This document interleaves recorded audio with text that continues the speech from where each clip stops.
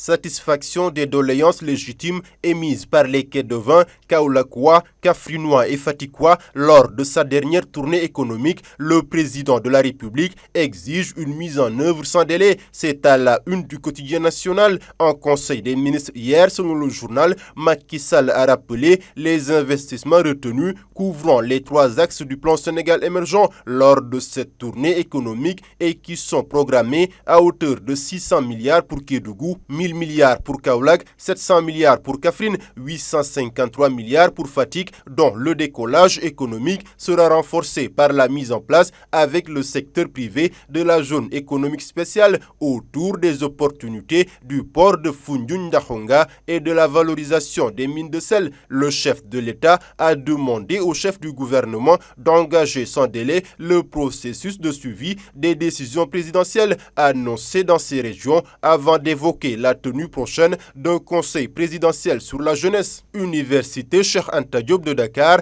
la reprise des cours en présentiel pas encore à l'ordre du jour, selon le ministre de l'Enseignement supérieur à l'Assemblée nationale hier, rapporte le journal Le Quotidien. Les députés se sont interrogés sur cette possibilité, réclamée aussi par les enseignants du supérieur ainsi que les étudiants qui ont repoussé les cours en ligne décidés par le conseil académique de l'UCAD. Face aux députés, le ministre Moussa Baldé a fait l'inventaire des dégâts du 1er juin dans cette université. 46 véhicules administratifs et particuliers incendiés ou saccagés de façon à ne plus être utilisés, 20 000 archives détruites, une dizaine de caméras de surveillance endommagées. Au CESTI, selon le ministre, 250 chaises ont été détruites, plus de 250 tables-bancs réduites en cendres, sans oublier la salle de conférence ou la salle à Bicamara complètement caillassée. En tout, selon le ministre des Finances, le coût des saccages s'élève à 10 milliards de francs CFA,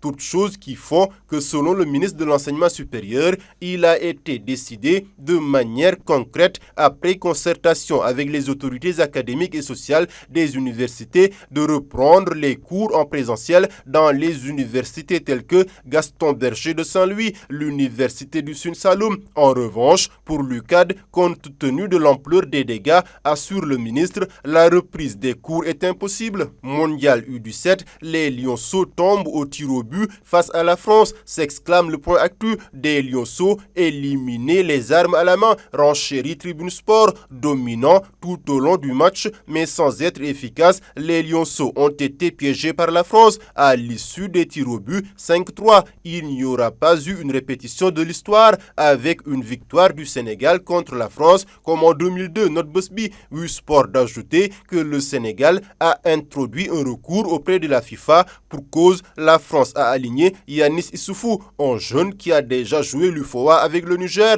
donc pas éligible avec les Bleus. Record s'intéresse à l'équipe nationale A avec Mendy, Koulibaly et Sadio au top, des cadres qui assurent et rassurent, sans oublier la révélation Lamine Camara. Quant à la concurrence chez les gardiens en vue de la CAN en Côte d'Ivoire, vu son état de forme, Mendy clôt le débat. Selon Stade, pour le journal, il n'y a plus de doute, ça sera Edouard dans les buts. En vue de cette CAN, le quotidien national s'entretient avec le sélectionneur de la Gambie que le Sénégal doit affronter en Côte d'Ivoire. Tom Saintfiet reconnaît que jouer contre le Sénégal est un rêve pour chaque Gambien.